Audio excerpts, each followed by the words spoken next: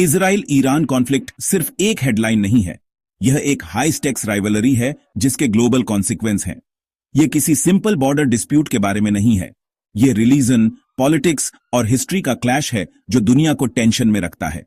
Israel एक juice homeland जो दुश्मनी से घिरा हुआ है, ईरान के खिलाफ है जो एक एम्बिशियस इस्लामिक रिपब्लिक है और रीजनल डोमिनेंस चाहता है। उनकी दुश्मनी डीप है और हर एक चाल पर दुनिया की नजर है। यह क्यों मायने रखता है, यह समझने के लिए हमें न्यूज फ्लैश से आगे देखना होगा और इसकी रूट्स को समझना होगा, रिलीजन, पॉलिटिक्स और एक हिस्ट्री जिसमें दोस्त दुश्मन बन गए। आइए इसे ब्रेक डाउन करते हैं। इस कॉन्फ्लिक्ट की जड़ में रिलीजन है। इजराइल की आइडेंटिटी जुडाइज्म से जुड़ी है और जेरूसलम से जुड़ी है जो उसका स्पिरिचुअल हार्ट है। ईरान 1979 से एक शिया इस्लामिक स्टेट है जो खुद को इस्लाम और फिलिस्तीनियों का डिफेंडर मानता है। ईरान के लिए इजराइल पवित्र भूमि का एक अवैध कब्जा करने वाला है। इजराइल के लिए जेरूसलम पर खतरे एक्सिस्टेंशियल हैं। दोनों पक्ष कॉन्फ्लिक्ट को एक पवित्र कर्तव्य के रूप में देखते हैं जिससे बेकाबू बयानबाजी और मिलिटेंट ग्रुप्स को सपोर्ट मिलता है। जब विश्वास ही लड़ाई तय करता है तो कॉम्प्रोमाइज नामुमकिन लगता है। यह सिर्फ पॉलिटिक्स नहीं है, यह स्पिरिचुअल डेस्टिनी पर एक लड़ाई है।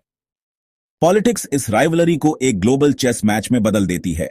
इजराइल का यूएस और यूरोप के साथ अलायंस मिलिट्री एड और डिप्लोमेटिक सपोर्ट लाता है जिससे उसे एक पावरफुल एज मिलती है। ईरान अपने खुद के नेटवर्क सीरिया, हिजबुल्लाह, हमास और मिलिशिया के साथ जवाबी कार्रवाई करता है, प्रॉक्सी के जरिए पावर प्रोजेक्ट करता है। न्यूक्लियर इश्यू फ्लैश पॉइंट है।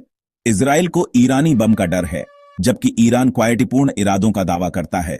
सैंक्शंस, कोवर्ट अटैक्स और युद्ध की धमकियां टेंशन को हाई रखती हैं। 2024 और 2025 में डायरेक्ट स्ट्राइक्स ने पुराने नियमों को तोड़ दिया जिससे दोनों देश कगार पर पहुंच गए। पॉलिटिकल गेम एक असली खतरनाक बैटलफील्ड बन गया है। ज्यादा समय पहले नहीं, इजराइल और ईरान शांत पार्टनर थे। 1979 से पहले उनके स्ट्रैटेजिक इंटरसेट और कूनप्रेशन थे। ईरानी रेवोल्यूशन ने सब कुछ बदल दिया। ईरान को इजराइल और वेस्ट का एक कट्टर विरोधी बना दिया। दशकों तक शैडो वॉर, प्रॉक्सी बैटल्स और डीप मिसट्रस्ट रहा जिससे सुलह लगभग नामुमकिन हो गई। दोस्तों से दुश्मन बनने तक का उनका सफर दिखाता है कि हिस्ट्री कितनी जल्दी बदल सकती है और पुराने वाउंड्स आज के कॉन्फ्लिक्ट को कैसे शेप देते हैं। जून 2025 में शैडो वॉर खुले कॉन्फ्लिक्ट में बदल गया। इजराइल के ऑपरेशन राइजिंग लायन ने ईरान के न्यूक्लियर और मिलिट्री साइट्स को एक बड़े एयर असॉल्ट में टारगेट किया। मुख्य ईरानी लीडर्स मारे गए और इंफ्रास्ट्रक्चर पंगु हो गया। ईरान ने ऑपरेशन ट्रू प्रॉमिस 3 के साथ जवाबी कार्रवाई की। इजराइल पर सैकड़ों मिसाइलें दागी। दोनों तरफ के नागरिक पीड़ित हुए क्योंकि क्षेत्र पूरी तरह से युद्ध के कगार पर था। पुराने नियम चले गए थे। यह खुला सीधा कॉन्फ्रंटेशन था। दुनिया देख रही थी, यह डरते हुए कि आगे क्या हो सकता है।